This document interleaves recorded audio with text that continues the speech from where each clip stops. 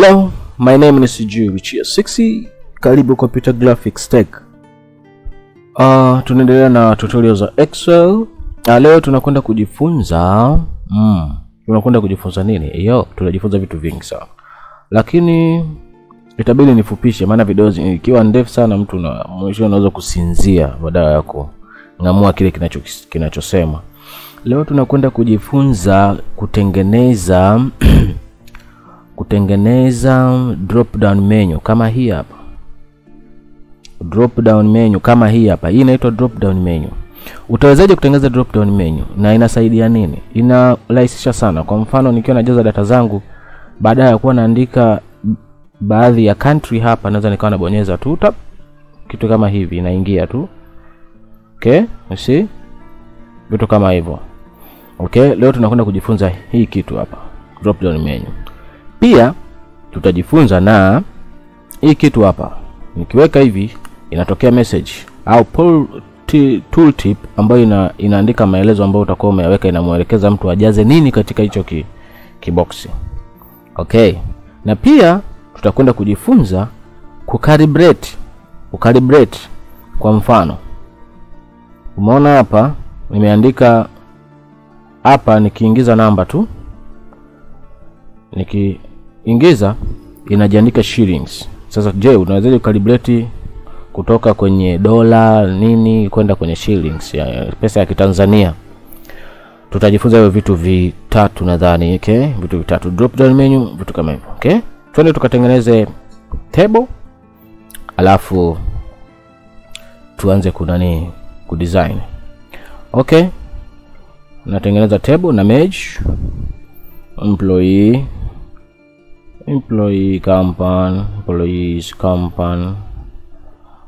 Okay, company data. Okay, na the size naongeza mpaka hapo, bold, vitu kama hivyo. Nakuja hapa naruka mistari hii miwili, naachana nayo, nakuja kuanza hapa na bold, napaka rangi hizi. Okay, napaka hiyo rangi, then napaka rangi hizi paka hapa, napaka rangi, then naanza kuandika hapa namba 1. Hapa labda tuseme ni computer graphics.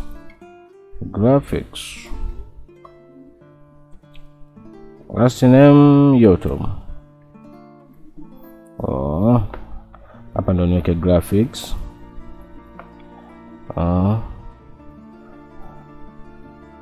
Computer graphics country. Sasa tunataka country hapa tupate drop down menu. Tunatengenezaje drop down menu kwenye Excel? Tunachotakiwa kufanya, tunaenda kwenye data. Tukienda kwenye data, then unaenda kwenye data tools,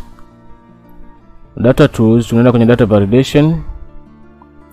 validation. Itakuja pop up window ambayo imeandikwa data validation, ambayo inakuwa na sehemu 3. Sehemu ya kwanza ni settings, sehemu ya pili ni input message, na sehemu ya tatu ni error alert. Sasa kwa sisi hapa tutakao kutumia ni settings za kawaida, ambayo ina validation criteria.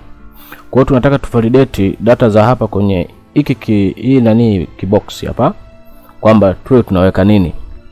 Okay, sasa hapa hii ni sehemu ambayo ya kuja kuvalidate, lakini wakati unakuja kuvalidate hapa kuna kitu ambacho kinahitajika, ambacho inabidi ukifanye before ya kuja kufanya hiki kitu. Kwa mfano, hapa tunahitaji kuwe kuna list ya country, ya nchi ambazo tutakuwa tunabonyeza drop down menu zinakuja. Kwa hiyo na hapa bado hatujatengeneza list ya nchi. Je, list ya nchi tunazitoa wapi? Okay, tukanseli hii kwanza, tutengeneze list ya nchi. Okay, list ya nchi labda tuandike hapa pembeni, hapa pembeni.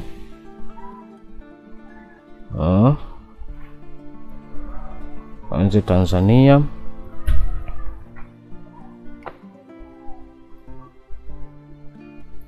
Uganda,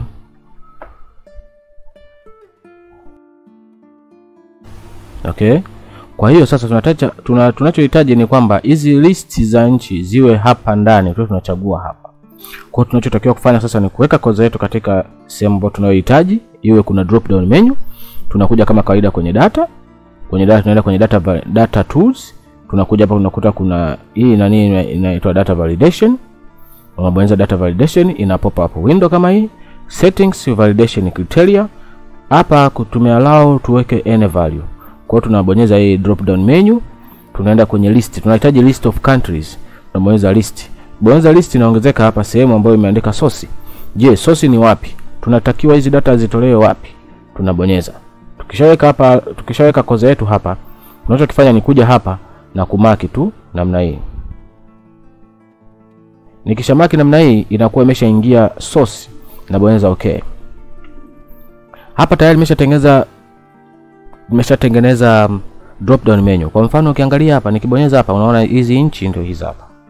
Kwa hiyo unaweza ukatengeneza hivi. Si lazima kwamba data zako ziwe hapa. Zinaweza zikawa hata huku kwenye table zingine huku. Zinaweza zikawa hata huku mbali huku. Kwa mfano labda zinaweza zikawa huku kaandika huku, lakini cha msingi tu ulocate source zake ziko wapi. Kwa mfano ukishatengeneza hivi, ukahitaji labda umekosea, unahitaji kufuta, unachotakiwa ni clear validation. Unakuja hapa unabonyeza clear validation cycle. Sawa? Una clear. Au ukisha clear itagoma kutoka, kwa sababu ukiclear lakini umeclear validation lakini bado uliallow kule kwamba kuwe na nini? Kuwe na list of hizo nchi. Unachotakiwa kurudi ni kuja hapa kwenye hii data validation na kurudi kwenye settings na kuallow hapa kwamba sihitaji list, nahitaji any value. Na hii value apply these changes to allow other cells with the same settings. Kama umeset cells nyingi, kwa hiyo inabidi umaki na hapa ili kuweza kuvalidate namna hiyo. Una click okay. Ukiklik okay, hapa hii nani validation leo inakuwa imetoka, kwa hiyo unaweza kaita any value. Okay? Sasa turudishe hiyo validation yetu kama kawaida. Tuingize data validation, list, source yetu hii hapa, tuna mark mpaka hapa, tuna click okay, tumeshaingiza validation. Lakini hapa tumeingiza validation kwenye kiboma kimoja. Tunawezaje kuingiza validation kwenye viboma vyote paka huko chini? Unachotakiwa kufanya ni kitu kimoja. Kama kawaida nilivyofundisha kwenye jinsi ya kupaste by dragging. Paste by dragging. Kama hujajua jinsi ya kupaste by dragging, rudi kasome nyuma huko. Kuna tutorial ambayo inahusisha pasting by dragging. Kwa hiyo unachotakiwa kufanya ni kwenda unaweka hapa koza yako, unaweka kimsalaba hicho kidogo, una left click, una drag, unaachia. Utakapotoshea unaachia. Hapa tayari unakuwa apply validation rule code kwenye hizo. Kwa mfano nikiweka hapo, unaona kila sehemu nikiweka kuna hizo validation rule. Umeona kama hapa zipo, nikija hapa naiona hii hapa pia validation rule ipo. Kwa hiyo naweza nikachagua nchi hapa, nikaweka, nikaja hapa nikachagua Tanzania, nikaweka, nikaja hapa nikachagua Burundi, nikaweka, nikaja hapa. Hivyo yani. Okay? Hapa kwenye validation rule tumemaliza. Thank you. Karibu Computer Graphics. My name is Swahili. Chia 6. Usisahau kusubscribe, share, like and comment is most important.